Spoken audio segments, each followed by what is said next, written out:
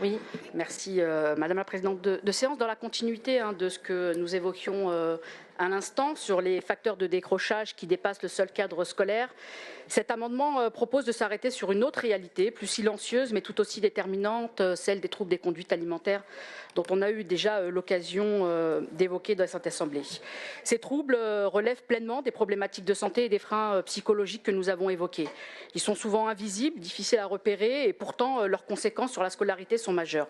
Fatigue extrême, troubles de la concentration, isolement, perte de repères, autant de situations qui rendent l'apprentissage difficile, parfois impossible et qui peuvent conduire progressivement au décrochage.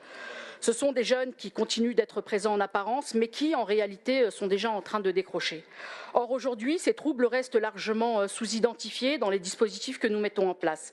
Ce que nous proposons, là encore, est simple, mieux les intégrer dans notre approche du décrochage, en renforçant la prévention, le repérage et l'orientation vers des prises en charge adaptées.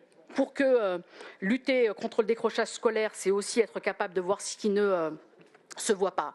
Par ailleurs, je vous rappelle que lors de mes interventions sur notamment un sujet qui était l'ERICS en 2022, c'était 9 associations qui déposaient une demande ou qui sollicitaient la région. Vous leur avez donné de la lisibilité. Aujourd'hui, ce sont des dizaines et des dizaines d'associations qui sollicitent la région. Je vous invite, au vu de votre réponse, de faire la même chose sur le protoxyde d'azote et je suis sûre qu'effectivement, de le nommer aussi clairement, les associations viendront vers vous et idem pour les troubles des conduites alimentaires. Je vous invite bien évidemment à adopter cet amendement et je vous remercie. Alors,